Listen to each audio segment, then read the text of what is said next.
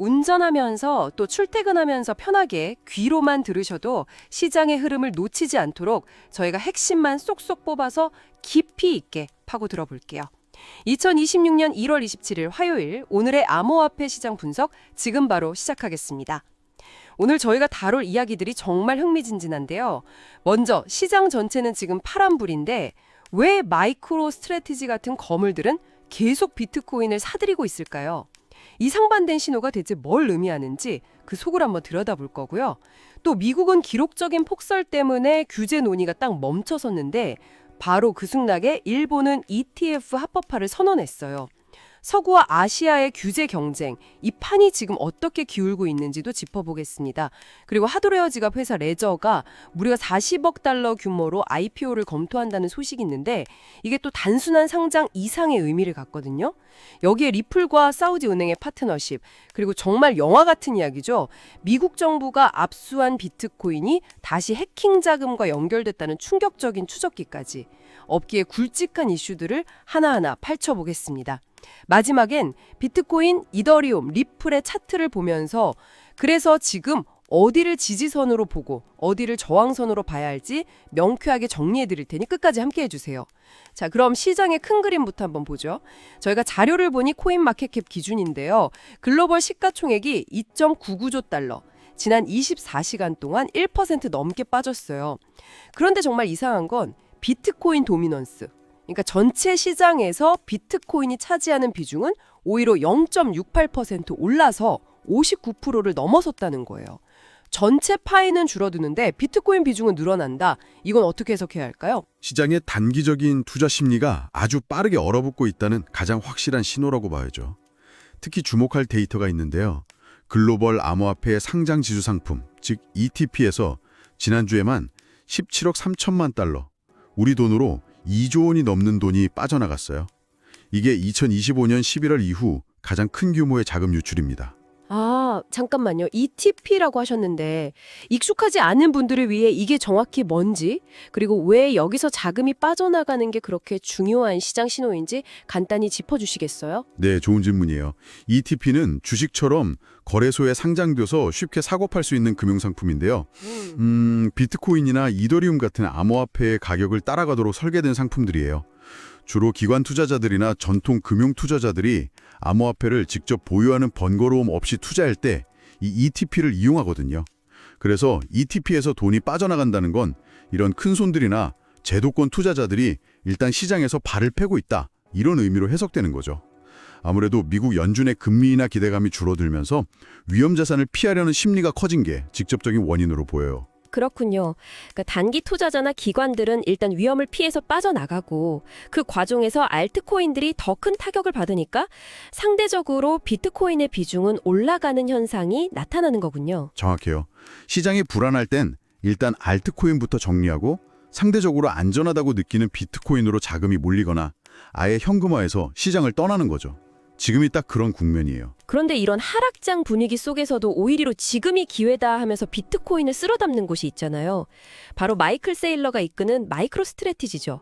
벤진가 코리아 보도를 보니 최근에 또 2억 6,410만 달러를 들여서 비트코인 2,932개를 추가 매입했다고 하더라고요. 정말 대단한데요? 맞아요. 이게 바로 오늘 시장을 관통하는 핵심, 상반된 신호의 대표적인 예시죠. 단기 지표는 비명을 지르고 있는데 장기 가치 투자자들은 아랑곳하지 않고 자신들의 길을 가고 있는 거예요. 물론 그렇긴 한데 마이크로 스트래티지는 워낙 특수한 경우 아닌가요? 이미 너무 많이 투자해서 물러설 곳이 없으니까 계속 추가 매수하는 거라고 비판적으로 볼 수도 있잖아요. 이런 장기적인 확신이 다른 기관 투자자들 사이에서도 보편적으로 나타나고 있나요? 아니면 아직은 마이클 세일러의 쇼에 가깝다고 봐야 할까요? 아주 날카로운 지적이세요. 분명 마이크로 스트래티지는 선구자이자 가장 극단적인 사례죠. 하지만 시장의 공포 탐욕 지수가 여전히 62점, 탐욕 단계를 유지하고 있다는 점을 함께 봐야 해요. 이건 마이크로 스트래티지 외에도 상당수의 시장 참여자들이 현재의 조정을 단기적인 현상으로 보고 장기적인 가치 상승에 대한 믿음을 버리지 않고 있다는 걸 의미하거든요. 단기 트레이더들의 공포와 장기 투자자들의 탐욕이 팽팽하게 맞서고 있는 아주 흥미로운 심리적 줄다리기가 벌어지고 있는 셈입니다. 단기 공포와 장기 탐욕의 줄다리기라. 정말 와닿는 표현이네요. 이런 심리적 혼란 속에서 각국 정부의 움직임이 더 중요해질 것 같은데요. 여기서 또 하나의 극명한 대비가 나타나죠. 바로 미국과 아시아의 규제 경쟁입니다. 코인텔레그래프를 보니까 미국에서 정말 영화 같은 일이 벌어졌더라고요. 강력한 눈보라 때문에 이번 주에 예정됐던 상원의 암호화폐 법안 심사가 연기됐다는 소식이에요. 이걸 그냥 날씨가 안 좋아서 연기됐구나 하고 넘길 일이 아니에요. 이 행정적 공백 자체가 시장 참여자들에게는 규제 불확실성 연장이라는 최악의 시그널로 받아들여지거든요. 투자자들은 좋은 규제든 나쁜 규제든 명확한 걸 원하는데 이렇게 기약 없이 미뤄지는 상황을 가장 싫어합니다. 미국이 자연재해로 발이 묶인 사이에 아시아는 정말 무서운 속도로 치고 나가고 있어요. 바이낸스 마켓 업데이트 자료를 보면 일본 정부가 2028년까지 암호화폐 ETF를 합법화하겠다는 구체적인 로드맵을 발표했더라고요. 이건 거의 아시아의 규제 패권을 잡겠다는 선전포고처럼 들리는데요. 정확히 보셨어요.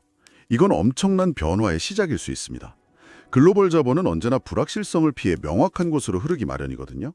미국에서 규제의 길이 막혀 있다고 느낀 거대 자본이 명확한 가이드라인과 로드맵을 제시하는 일본을 포함한 아시아 시장으로 방향을 틀 수 있는 강력한 명분이 생긴 거죠. 비단 일본뿐만이 아니에요. 저희가 본 자료에 따르면 영국 금융감독청 FCA도 암호화폐 상품에 대한 규제를 정비하고 있고 브라질 중앙은행, 심지어 콜롬비아 연기금까지 전 세계적으로 디지털 자산을 제도권 안으로 끌어들이려는 움직임이 가속화되고 있는 거예요. 단기적인 가격 등락과는 별개로 제도적인 불안은 계속해서 단단해지고 있는 겁니다. 그러니까 정리하자면 서구에서는 규제가 혼란을 겪는 동안 동양에서는 질서가 잡히고 있는 거대한 충돌이네요. 이런 혼란과 질서 속에서 개별 기업들은 어떻게 움직이고 있는지 한번 보죠.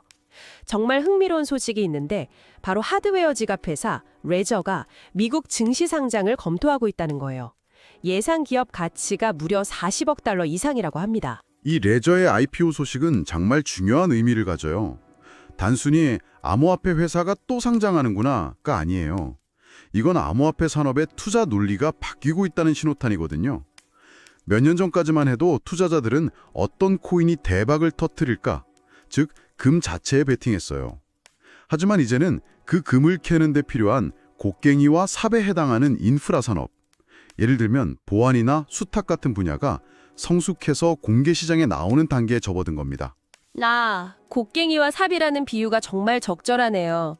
변동성 큰 코인에는 투자하기 꺼려했던 보수적인 투자자들도 B2B 보안 사업 모델을 가진 상장 기업에는 관심을 가질 수 있겠군요. 바로 그거예요. 골드만삭스나 바클레이스 같은 세계적인 투자은행들이 주관사로 거론된다는 것 자체가 이 곡괭이 산업의 위상이 달라졌다는 걸 보여주는 거죠. 해킹이나 범죄가 늘어날수록 인터넷과 분리해서 안전하게 자산을 보관하려는 콜드 스토리지 수요는 폭발적으로 증가할 수밖에 없거든요.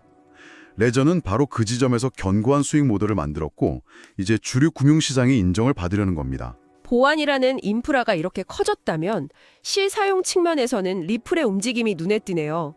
코인텔레그래프 보도를 보니 리플이 사우디아라비아의 리야드 은행과 파트너십을 맺고 블록체인 기반의 결제랑 수탁 서비스를 제공하기로 했다고 해요. 중동 시장으로의 확장이 빨라지는 것 같아요. 맞아요. 이건 단순히 기술 협력 차원을 넘어서 기존 은행들이 겪고 있던 국경 간 결제의 고질적인 비효율성을 해결하기 위해 블록체인 기술을 적극적으로 도입하고 있다는 생생한 증거죠. 마켓인사이더의 보도에 따르면 트론 네트워크 역시 아시아 지역을 중심으로 하루에 200억 달러, 우리 돈으로 27조 원 규모의 스테이블 코인 결제를 처리하면서 저비용 고효율 인프라로 자리 잡고 있다고 해요. 특히 터키나 인도네시아 같은 신흥 시장에서 그 위력이 대단하죠. 이렇게 거대한 자본들이 제도권으로 들어오고 또 실제로 사용되는 긍정적인 소식들이 있는 반면에 정말 어두운 그림자도 짙어지는 것 같아요. 특히 온체인 분석가 잭 XBT가 밝혀낸 사건은 정말 제가 자료를 보면서도 믿기지가 않더라고요. 네, 정말 할리우드 영화 시나리오 같은 이야기죠. 잠깐만요. 이건 제가 다시 한번 정리를 해봐야겠어요. 이거니까 2016년에 있었던 비트파이넥스 해킹 사건 때 미국 정부가 범인들로부터 엄청난 양의 비트코인을 압수했잖아요. 그런데 그 압수된 자금 중 일부, 약 2,490만 달러어치의 비트코인이 정부의 관리하에서 감쪽같이 사라져서 여러 거래소와 브릿지를 통해 복잡하게 세탁된 후에 다시 하나의 지갑으로 모였다는 거죠. 네, 맞습니다. 더 충격적인 건 작 XBT의 분석에 따르면 이 자금 세탁 과정이 미국 정부의 자산 수탁을 담당하는 업체 관계자와 연관되었을 가능성이 있다는 거예요. 즉, 정부가 범죄자에게서 압수한 돈을 지켜야 할 사람들이나 그 주변 세력이 다시 훔쳐서 세탁했을 수 있다. 이런 의혹이 제기된 겁니다. 이건 정말 암호화폐 시장의 신뢰에 대한 근본적인 질문을 던지는 사건이네요. 전통 금융기관과 정부가 들어오면 더 안전하고 투명해질 것이다 라는 게 일반적인 기대인데 오히려 그 시스템 내부에서 이런 일이 벌어질 수 있다뇨. 정말 아이러니합니다. 그렇죠. 이 사건은 블록체인이 가진 투명성의 양면을 보여줘요. 한편으로는 정부기관조차도 완벽히 신뢰할 수 없다는 걸 보여주지만 다른 한편으로는 잭스 XBT 같은 개인 분석가가 블록체인 위에 남은 기록을 끈질기게 추적해서 이 거대한 의혹을 세상에 알릴 수 있었다는 점이죠. 이게 바로 탈중앙화된 감시 시스템의 힘이기도 하고요. 와, 정말 오늘 다루는 이야기들이 하나같이 상반된 신호들의 충돌이라는 주제로 귀결되는 것 같네요. 그럼 이 모든 혼란스러운 소식들이 실제 가격 차트에는 어떻게 나타나고 있을까요? 기술적으로는 지금 상황을 어떻게 보고 있는지 궁금한데요. 비트코인부터 한번 짚어주시죠. 네, 비트코인은 현재 86,000달러에서 89,000달러 사이에 아주 좁은 박스권에 갇혀서 힘을 못 쓰는 모습이에요. investing.com이나 IG.com 같은 여러 분석 자료를 종합해보면 단기 기술 지표들은 대부분 강한 매도, 스트롱셀 신호를 보내고 있어요. 5일, 50일 같은 단기 이동 평균선들이 현재 가격보다 위에 자리 잡고 있어서 조금 오르려고 하면 위에서 누르는 매도 압력이 강하게 작용하는 구조입니다. 그럼 투자자들이 지금 가장 중요하게 봐야 할 가격대는 어디일까요? 구체적인 숫자를 외우긴 어렵겠지만 이 선이 무너지면 위험하다? 혹은 이 선을 넘으면 긍정적이다 하는 그런 핵심적인 구간이 있을까요? 네, 지금 가장 중요한 심리적 지지선은 최근 저점이었던 86,000달러 부근이에요. 만약 이 가격대가 힘없이 무너진다면 다음 지지선이 있는 83,000달러대, 심하면 8만 달러 초반까지도 하락할 가능성을 열어둬야 합니다. 반대로 이 답답한 상황을 벗어나려면 최소한 91,000달러 저항선을 강하게 뚫어줘야 이제 추세가 좀 바뀌려나 하는 기대를 해볼 수 있는 상황입니다. 알겠습니다. 비트코인은 단기적으로 하방 압력이 더 강한 상황이군요. 그런데 이더리움을 보면 좀 흥미로워요. 비트코인보다 하락폭은 더 컸는데 investing.com의 기술적 분석에서는 오히려 강한 매수 신호가 나오고 있더라고요. 이건 어떻게 된 일이죠? 아주 독특한 현상이죠. 이건 이더리움의 펀더멘털이 갑자기 좋아졌다기보다는 기술적인 분석에 따른 거예요. 단기간에 너무 급격하게 하락해서 소위 말하는 과매도 구간에 진입했다는 신호들이 여러 지표에서 나오고 있는 겁니다. 더 이상 빠지기도 힘들다, 이제는 기술적으로라도 반등할 때가 됐다는 분석인 거죠. 그래서 만약 비트코인이 하락을 멈추고 옆으로 기어주기만 해도 이더리움이 상대적으로 더 강한 반등을 보여줄 가능성이 있다고 해석할 수 있습니다. 마지막으로 리플도 한번 보죠. 벤진가 코리아 기사를 보니까 리플 CEO가 비트코인이 연말까지 18만 달러에 갈 거라는 엄청난 전망을 내놨던데 정작 XRP 가격은 영 힘을 못 쓰는 것 같아요. 맞습니다. CEO의 장기적인 비전과 현재 시장의 가격 흐름은 철저히 분리해서 봐야 하는 상황이에요. 트레이딩뷰의 분석을 보면 XRP는 현재 1.90달러 아래에서 계속 약세 흐름을 보이고 있어요. 특히 1.885달러와 1.90달러 구간에 아주 두터운 저항선이 있어서 이 벽을 넘지 못하면 다시 1.82달러 지지선을 확인하러 갈 가능성이 높습니다. 중동 파트너십 같은 좋은 소식에도 불구하고 아직은 매수세가 붙지 못하고 있는 모습입니다. 미국의 규제는 눈보라에 막혀 지연되고 아시아는 제도화를 향해 질주하는 지정학적 충돌도 있었고요. 기업들은 꾸준히 시장에 진입하고 있지만 기술적 지표들은 단기적인 약세를 가리키고 있는 그야말로 한치 앞을 내다보기 힘든 안개 속 장세네요. 그렇죠.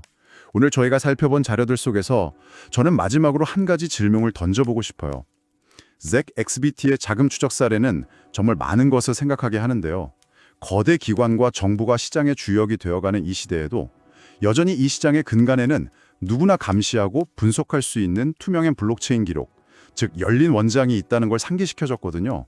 앞으로 거대 자본이 더 많이 유입되고 시장이 제도화될수록 암호화폐 시장 고유의 이런 투명성과 탈중앙적인 감시 문화는 살아남을 수 있을까요? 아니면 점차 우리가 알던 기존 금융시장처럼 통제되고 불투명한 모습으로 바뀌게 될까요? 이 질문을 여러분도 한번 고민해 보시면 좋겠습니다. 정말 중요한 질문이네요. 그 답을 찾아가는 과정을 저희와 함께하고 싶으시다면 저희 완전 마구 유튜브 채널을 주목해 주세요. 오늘 전해드린 소식처럼 매일의 시장 상황을 이렇게 깊이 있게 파악하고 싶으시다면 저희 채널이 최고의 가이드가 되어드릴 겁니다. 특히 평일 오전에는 라이브 생방송을 통해 실시간 차트 분석과 시장의 가장 뜨거운 뉴스들을 신속하게 전달해드리고 있으니 꼭 한번 들러주시고요. 오늘 내용이 유익하셨다면 지금 바로 구독과 좋아요 버튼 꼭 눌러주세요. 그리고 이 영상 혼자만 보지 마시고 공유 기능을 통해 주변의 동료 투자자분들께도 널리 알려주시면 정말 감사하겠습니다. 여러분의 참여 하나하나가 저희 완전 마구 채널을 성장시키는 가장 큰 힘이 됩니다. 그럼 저희는 내일 더 깊이 있는 분석으로 다시 찾아뵙겠습니다. 감사합니다.